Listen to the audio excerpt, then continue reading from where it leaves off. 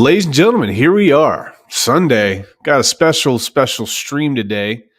I streamed with these folks a while back, and I'm excited to get back on here with the Pulseverse folks. And at this point, I'd like to bring in Issy Blockchain. What's up, man? How's life?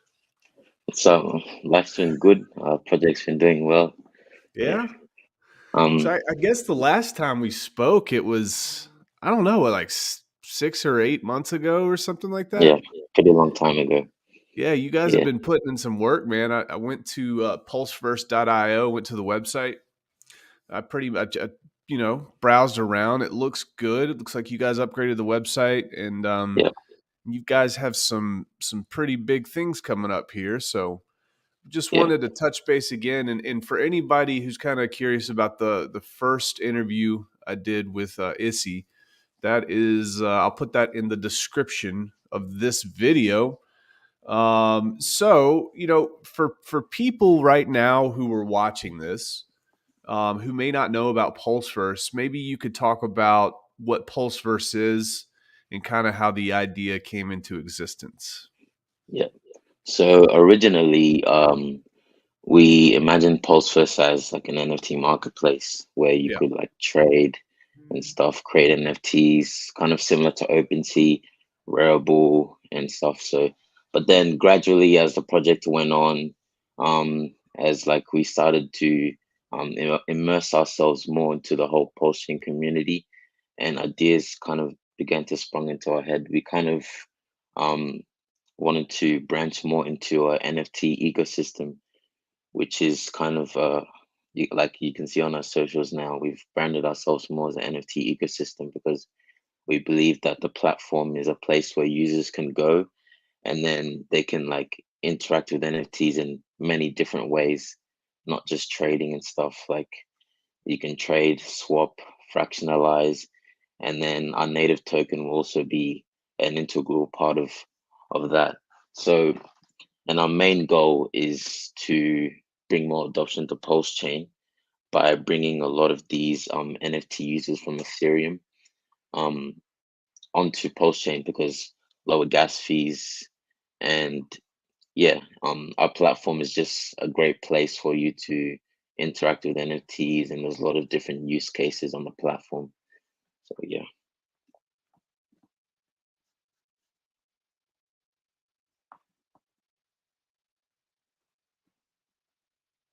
Sorry. It looks like it says here you can earn with PLSV, and PLSV is the native token of Pulseverse. yeah, It says Pulseverse has a platform fee of 2.5% for the first 2 years. All the yeah, platform fees could go to the stakers of PLSV and for some buyback and burn. Okay, cool. And after 2 years, 1.5% could go to stakers and 1% to an address with no expectations. However, stakers and holders of PLSV token may enjoy a discount on the platform fees. All right. So that's pretty straightforward. Interesting. What do you expect? We'll go off the just what do you expect the most usage from Pulseverse is going to be? Assuming well, NFTs, yeah, JPEGs. because our platform is basically branded around NFTs, and it's a ecosystem where there's a lot of different use cases for NFTs, Yeah, and I can't really like say or what we think is going to be like the most used part of our platform because we want to put our focus in all of the different parts and make sure that everything is working fine and that each part of the ecosystem works with each other. But I yeah, think obviously our core marketplace will be the place where a lot of people will interact with because they can create NFTs, they can trade NFTs, sell NFTs, and stuff like that. So because a lot of people are already familiar with doing that kind of stuff. So yeah, I think that's probably the part where a lot of people will use. okay. What are some features of Pulseverse? Like what kind of sets you guys apart, and how does it benefit the NFT community at large? Well, apart from our marketplace where you can sell and trade NFTs, we have a few features such as NFT staking. Um, where the idea is that if you believe in a project, you can stake the NFTs of the project, and the project owners or the collection owners can specify what percentage of the royalties go to the NFT stakers. So this features completely opt-in, which means that the collection owner has to actually say, okay, this is how many NFTs can be staked, and then this is what percentage of the royalties can go to those NFT stakers. So if the NFT holders believe in the project, then they can stake the NFTs and then receive a percentage of the royalties. So that's the idea with that NFT staking. And then we also have peer-to-peer NFT swaps, which is basically a way for example, if I have an NFT and then I see someone else with an NFT, or I have a few NFTs and someone else has a few NFTs, then I can say, okay, I can propose a swap to you, and I can say, okay, I want these NFTs from you, and I'll offer you these NFTs that I have, and I can propose a swap to you, and this is completely peer to peer. There's no central authority. There's no like having to um like Middleman, nothing like that. yeah, there's no having to process your transaction or something. As soon as you propose a swap, if the other person accepts the swap, then it just goes through. So it's just a way for faster like transactions and between different people using the power of NFTs. So I think that that would be a good use case on Okay. Pulseverse. And We had a comment here. You had said something a minute ago. You said something about the use cases for this token will expand over time. He's curious what you meant by that. oh well, that just means that we plan on the use cases that we have now. My screen's frozen. Is that Yeah, it's all good. yeah? You can keep talking. I hear you. Yeah. So the use cases for our token will expand over time, which means that the use cases that we have now they're not they won't be the use cases that we have now um it that's not permanent. We still plan on more use cases for the token in the future. So yeah, I think my screen's frozen. So No, I it's all think good. And if you'd yeah, like, you can go out and rejoin to see if that does it. yeah. Or you can, and that's fine. You can also just take it off video. It's not a big deal. So what we can do here as well. So let's go down to the next question here. So what what are some current challenges that kind of the NFT space has, and what how does Pulseverse kind of address those challenges? Well, the first challenge that we address is gas fees, because obviously, Pulse Chain has low gas fees because it's a new chain fork of Ethereum. Um, Richard Hart's made its proof of stake, so gas fees are very low, pennies, which will be great for NFTs. Um, Meaning that transacting and interacting with NFTs um will feel like you're basically doing it without paying anything, which is one of the main things which I think comes with any project that's launching on Pulse Chain. And then another challenge that we're looking to address is the current use cases that NFT platforms have, and how some marketplaces like on Ethereum, they're just limited to selling. And I think that um, in the near future, that might not be the best thing, because um, we want NFTs to have, because we believe that NFTs have use cases beyond art and beyond just like selling your artwork for like high prices. And we need to support that with by having different use cases such as like NFT staking, P2B, and NFT swaps, and then having all these projects like Hedron as well that expand the use case of NFTs beyond just art, which I think is a good thing. So And then also the metadata of NFTs created on Pulseverse are stored on chain. So that means that there's no like central database storing all the metadata for the NFTs, meaning that if the server goes down, um, all the NFTs won't just disappear. So yeah, I think that's um, the main challenges that um, we've addressed on Pulseverse, and yeah. Okay, cool.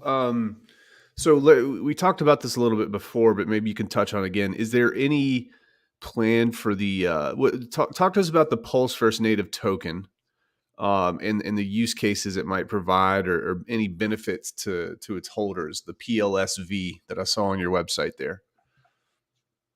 Um, well, the so you mean like how PLSV will reward our users on the platform? Sure. Yeah. Um, well, as you saw on the site there, we have a 2.5% platform fee, and then for 2 years, all of this goes to holders and stakers of PLSV, and then also some of that goes into buy and burn as well. So for 2 years, we don't get anything. Everything goes to the stakers. Everything goes to the holders. Or everything just goes to the stakers of PLSV, and then all of this is in wrapped pulse, which is what you use to bid on items and also what you use to buy NFTs as well. So, Okay. and then after 2 years, a smaller percentage of that, which is 1.5, goes to stakers, and then 1% goes to an address with no expectations.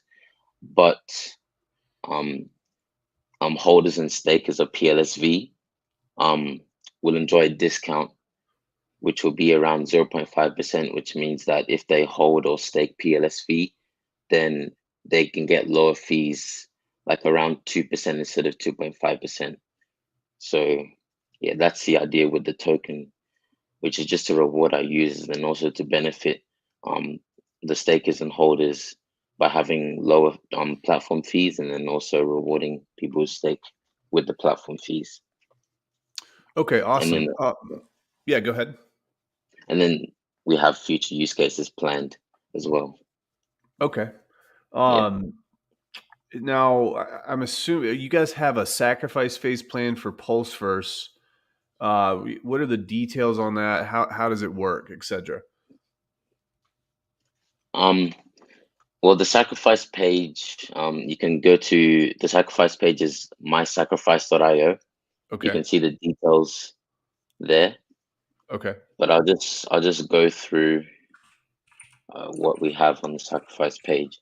So the reason that people are sacrificing is, well, sacrifice is a token distribution model, and it makes up part of the total supply for the token. But the main concept is connected to supporting some sort of cause. And in the case of Pulseverse, uh, we are look we are looking for those that believe in the use of NFT technology to bring about a meaningful exercise and protection of the freedom of expression in the digital age. So for those that share this belief, they can take part in the Pulseverse sacrifice. And of course, by nature and its definition, when you sacrifice, you have no expectation of the work of others. So the point of the sacrifice, or the political statement, is basically just to we want NFTs to allow people to express in the digital age. And we believe with NFTs that this right will be strongly promoted and protected. And another thing that we're doing with the sacrifice in order to help bring more adoption to Pulse Chain is that we'll be doing we have a bonus, and for the bonus, for people that have sales on current marketplaces on like OpenSea, Rarible, and LooksRare, um, they'll be getting like a bonus based on the sales that they have on these marketplaces. So that will help to like bring more adoption to Pulse Chain that way, and bring people from Ethereum that are sacrificing to Pulse Chain, and then because we believe that Pulse will kind of be like a bridge from Ethereum to Pulse Chain, and mainly with the NFT users. So that's that goes into our main goal, which is bringing adoption to Pulse Chain. Awesome. Awesome. Do you guys? What other things do you think is important for the audience to know about your project? Well, as I just mentioned, our main goal with Pulseverse is to our main goals with Pulseverse is to bring adoption to Pulse Chain by bringing NFT users from Ethereum to Pulse Chain, Hmm. um, and then also to reward users by using our platform with like the tokens, the staking tokens, and giving all the platform fees to stakers, and then having buyback and burn, and then after 2 years, then you can still enjoy a discount. And then also with supporting the use cases of NFTs with NFT staking, peer-to-peer NFT swaps, also NFT fraction trading, which I didn't really go through now. So can I just Yeah, yeah. What is brief? that? Or NFT fraction trading is basically where let's say you have an NFT that has a very high price. Um, for example, I would imagine that Hedron or HSI stakes would have high prices, very high prices in the near future. So I think that NFT fraction trading will allow people to still like invest in those NFTs without actually having to have enough capital to invest in the whole NFT. So basically, if you own an NFT, you can fractionalize it, split it into like maybe 10 or 20 different parts, and then sell those individually. You can sell them either as a PRC20 token, so it will be like a PRC20 token um, with a total supply of 20. Um, and then you can trade those 20 tokens on the marketplace, or you can fractionalize it as a ERC1155, which is kind of like a ERC 721, but you can have multiple tokens under one ID. So, and then with the PRC20 tokens, if you fractionalize the PRC20 token, then you can like trade it on PulseX or add liquidity. So it just allows you to sell smaller parts of the NFTs so that like people that have don't have enough capital to invest in the NFT in whole can still invest in that NFT if they really believe that that NFT's price will appreciate, or like they believe in the use cases for that NFT. Interesting. Okay. Yeah. So, let's say everybody gets copies of their NFTs that they have on the Ethereum side. It comes over to the Pulse side, and let's say they interact with your D app or the website. Or is it automatically going to pop up with your D app? Pulseverse is going to be able to see that in the MetaMask wallet, and you'll be able to have it on your screen. Is that how that works? The fractionalized NFTs. Well, just NFTs in general. We'll move away from the fractionalized NFTs, but yeah, if you have one in your wallet, it gets copied over from Ethereum, and Oh they yeah. interact with your website. Will it just automatically populate? Is there something that needs to be done? Well, in MetaMask, like on the computer view, you can't see NFTs, but on mobile you can see NFTs. But that doesn't have anything to do with Pulse First, because MetaMask have to actually like expand their project, expand their um, browser extension and their app as well to Pulse Chain in order to view those NFTs in your MetaMask. But on Pulse First, you'll be able to see your NFTs on the website. So on your profile, you'll be able to see the NFTs that you own. So you don't really need to rely on a wallet like MetaMask. You can just go to Pulse First, go to your profile, and then see your NFTs there, and then interact with them however you like. Okay. Yeah. There is a question here in chat. Let me see. It says everything you say is interesting. However, I have one important question. Why is Cosmos slash Atom ecosystem, which is huge in NFTs, not included in both the discounts and sacrifice? Mm, yeah, I'm going back through here. I guess I guess he's talking about the accepted tokens for your sacrifice, maybe. Oh yeah. So Honestly, I don't really know. I'm not sure what that token is, but I can look into that. Uh, yeah, Cosmo. Yeah. Cosmos. Yeah, Yeah, they are pretty big with that for sure. So it'd be something to Mm, look at. All right, yeah. cool. Um, is there anything from the chat? If there's anything you guys would like me to ask Issy here before we get, if you just joined, um, I think you were probably one of my first interviews, probably about, I don't know, less than a year ago. You come a long way. Talk to me about your team. Have you guys kept the same team structure? I think you had like 3 or 5 people before. Is that about the same people working under you? Yeah, we have like a project manager, and then we have some devs as well helping us with the projects. Cool, Yeah. cool. Now, have you had a birthday yet, man? Yeah, How old are you now? I'm 15. 15. Guys, he's crushing it. Yeah.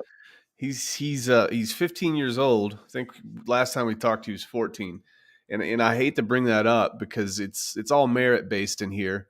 And there's no guarantee that this project's going to be successful, but I'll tell you one thing, man. He's got his stuff together and he's got a good team and he's running a team, folks.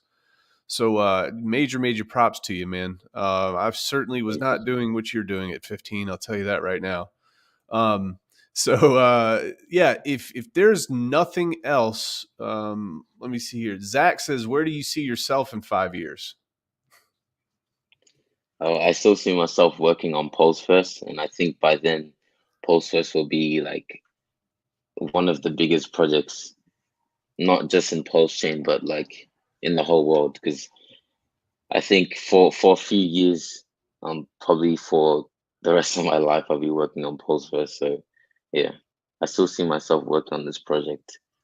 Awesome, cool. Yeah. And Pulseverse, Pulseverse.io. Everybody can go there to learn more about this. I guess the sacrifice portion is going to be opening up at some point soon. Check them out on Telegram. That's where I follow. That's where I've been following them, and also on Twitter. And I tagged you guys on Twitter as well. Um, and if there is there anything else you'd like to talk about here before we get off? I would like to thank you for your continued support for Pulseverse. It has really helped us spread the word about the project, and it's highly appreciated. And also, thank you for having me today. Yeah, and I want to shed light on projects that are going to help Pulse Chain move forward.